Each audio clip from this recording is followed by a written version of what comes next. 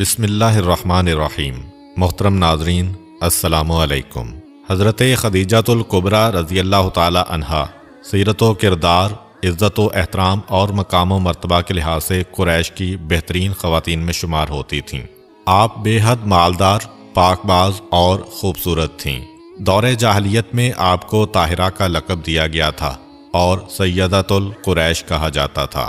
آپ رسول اکرم صلی اللہ علیہ وآلہ وسلم پر ایمان لانے والی پہلی خاتون تھیں۔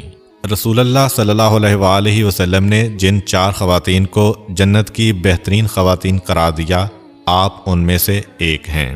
روایت کے مطابق جب پیغمبر اسلام معراج پر تشریف لے گئے تو واپسی پر جبرائیل علیہ السلام نے عرض کیا کہ خدا کی جانب سے اور میری طرف سے خدیجہ کو سلام کہیے گا۔ متعدد روایات میں ہے کہ جب جبرائیل علیہ السلام نازل ہوتے تو حضرت خدیجہ کو سلام بھجواتے۔ حضرت عائشہ رضی اللہ تعالی عنہا فرماتی ہیں کہ جب ہم چاہتے کہ حضرت ہم سے خوش ہوں تو ہم خدیجہ کا تذکرہ نیکی کے ساتھ یعنی اچھے الفاظ میں کیا کرتیں۔ حضرت خدیجہ کار رسالت میں حضرت صلی اللہ علیہ وآلہ وسلم کی قابل وزیر اور مددگار تھیں۔ جب لوگوں نے آپ کو تنہا چھوڑ دیا تو وہی آپ کی مونس و غمخوار تھیں، اور جب اہل مکہ آپ کو آزار و تکالیف پہنچا رہے تھے تو وہی آپ کی مدد اور تسلی و تشفی کرتی تھیں، اور اپنے حسن اخلاق سے آپ کو دلاسا و تسکین دیتی تھیں۔ صاحب کتاب انوار نے روایت کی ہے کہ ایک روز حضرت خدیجہ اپنے بالا خانہ پر چند عورتوں اور کنیزوں کے ساتھ بیٹھی ہوئی تھیں۔ یہودیوں کا ایک عالم بھی وہاں موجود تھا۔ اچانک جناب رسول اکرم صلی اللہ علیہ وآلہ وسلم وہاں سے گزرے۔ اس عالم نے کہا کہ ابھی ایک جوان یہاں سے گزرا ہے، کیا یہ ممکن ہے کہ تم اسے یہاں بلاؤ؟ جناب خدیجہ نے اپنی ایک کنیز کو حضرت کے پیچھے روانہ کیا۔ آپ تشریف لائے تو یہودی عالم کی نگاہ مہر نبوت پر پڑی اور وہ بولا کہ میں موسیٰ علیہ السلام کی قسم کھا کر کہتا ہوں کہ یہی پیغمبر آخر الزماں ہیں۔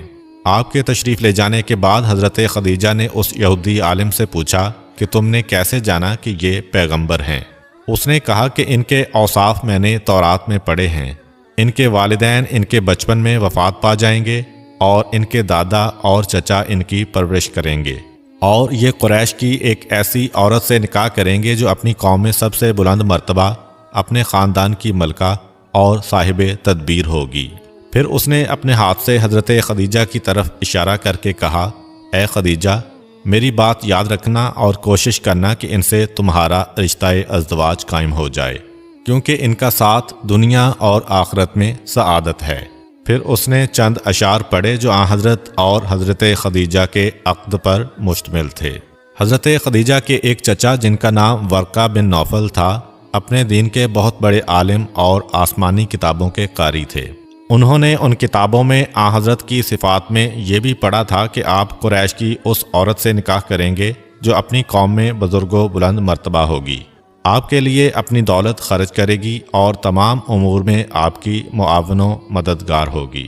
ورقہ بن نوفل کو معلوم تھا کہ وہ دولت مند اور بلند کردار عورت حضرت خدیجہ ہی ہو سکتی ہیں، جن کے ہر شہر و آبادی میں غلام اور مویشی تھے۔ بعض مورخین نے لکھا ہے کہ ان کے 80,000 اونٹ تھے جو مختلف مقامات پر تھے، اور ہر ملک و شہر مثلا مصر، شام اور حبشہ وغیرہ میں ان کے ملازم و منیب تجارت کیا کرتے تھے۔ ورقہ بن نوفل حضرت خدیجہ رضی اللہ تعالی عنہا سے اکثر کہا کرتے تھے کہ تم ایسے شخص کی زوجہ بننے والی ہو جو تمام اہل زمین و آسمان میں افضل و بہتر ہوگا۔ حضور صلی اللہ علیہ وآلہ وسلم کی محبت حضرت خدیجہ کے دل میں مستحکم ہو گئی تھی، مگر آپ اسے ہمیشہ پوشیدہ رکھتی تھیں۔ روایت میں ہے کہ ایک دفعہ حضرت ابو طالب نے حضور اکرم صلی اللہ علیہ وآلہ وسلم سے کہا کہ قوم قریش کا ایک قافلہ تجارت کی غرض سے شام کو جانے والا ہے۔ خدیجہ بنت خویلد قریش کے بہت سے آدمی تجارت کے لیے بھیجتی رہتی ہیں، اگر آپ ان کا مال لے جانے پر آمادگی ظاہر کریں اور ان سے اس سلسلہ میں بات کریں تو وہ اس پر فوراً تیار ہو جائیں گی۔ دوسری طرف حضرت خدیجہ کو کسی طرح حضرت ابو طالب اور حضرت کی گفتگو کا علم ہو گیا، چنانچہ انہوں نے خود ہی پیشکش کر دی اور کہا کہ میں آپ کو دوسروں کی نسبت دگنا مال پیش کروں گی۔ تو حضرت ابو طالب بولے، یہ رزق اور مال تو محض اللہ تعالیٰ کے فضل و کرم سے ہی آپ کے حصہ میں آیا ہے۔ ابن واضح یعقوبی تاریخ یعقوبی میں لکھتے ہیں لوگ کہتے ہیں کہ حضرت خدیجہ نے آپ صلی اللہ علیہ وآلہ وسلم کو اجیر کیا۔ ایسا ہرگز نہیں ہے، آپ کبھی کسی کے اجیر نہیں ہوئے، اور آن حضرت کا سفر شام حضرت خدیجہ کے کارندے کے طور پر نہیں بلکہ نفع و نقصان میں شراکت کے عنوان سے تھا۔ چنانچہ پیغمبر اسلام حضرت خدیجہ کے غلام میسرہ کے ساتھ سفر شام کے لیے نکلے۔ شام کی طرف یہ آپ کا دوسرا سفر تھا اور اس وقت آپ کی عمر 25 سال تھی۔ پہلا سفر آپ نے بچپن میں اپنے چچا حضرت ابو طالب کے ساتھ کیا تھا۔ روایت میں ہے کہ آپ کا قافلہ جب بصرہ پہنچا تو آپ نے ایک درخت کے نیچے قیام فرمایا۔ نستورہ نامی راہب نے یہ دیکھا تو کہا کہ اس درخت کے نیچے آج تک سوائے نبی کے اور کوئی نہیں ٹھہرا۔ پھر آپ کی مبارک آنکھوں کی زیارت کر کے میسرہ سے پوچھا کہ آپ کی آنکھوں میں جو باریک سرخ داریاں ہیں وہ وقتی ہیں یا ہمیشہ یوں ہی رہتی ہیں؟ اس نے کہا کہ ہمیشہ یوں ہی رہتی ہیں۔ نستورہ بولا کہ یہ آخر الزمان نبی اور خاتم الانبیاء ہیں۔ سرور انبیاء نے شام میں مال تجارت فروخت کیا۔ ایک شخص نے کسی معاملے میں عداوت کرتے ہوئے کہا کہ لات و عزیٰ کی قسم کھائیے۔ آپ نے فرمایا میں نے کبھی ان کی قسم کھائی ہے نہ کبھی ان کی طرف رجوع کیا ہے۔ اس نے میسرہ سے کہا کہ بخدا یہ نبی ہیں اور ہمارے علماء ان کی صفات و علامات کو اپنی کتب میں لکھا ہوا پاتے ہیں۔ میسرہ دیکھتا تھا کہ دوپہر کے وقت جب گرمی عروج پر ہوتی تو 2 فرشتے آپ پر سایہ فگن ہوتے۔ اس نے یہ سارے عجائب یاد رکھے اور واپسی پر حضرت خدیجہ سے بیان کیے۔ الغرض آن حضرت نے سامان تجارت فروخت کیا اور آپ کی برکت سے منافع پہلے کی نسبت 2 گنا ہوا۔ آپ کی واپسی دوپہر کے وقت ہوئی۔ اس وقت حضرت خدیجہ اپنے بالا خانہ پر تشریف فرما تھیں۔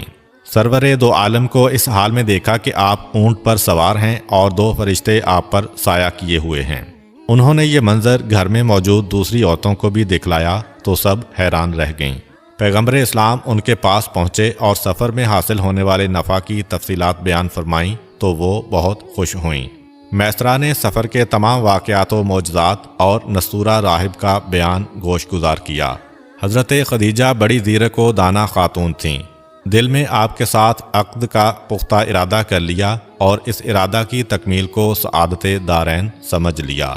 اس وقت بہت سے لوگ حضرت خدیجہ کے ساتھ نکاح کے آرزومند تھے اور اس سلسلہ میں ہر ممکن کوشش کر رہے تھے، کیونکہ آپ اوصاف حمیدہ کی حامل اور اعلیٰ حسب و نسب کی مالک تھیں اور دولت مندی میں بھی سب پر فوقیت رکھتی تھیں، مگر آپ نے کسی کی طرف بالکل توجہ نہ فرمائی۔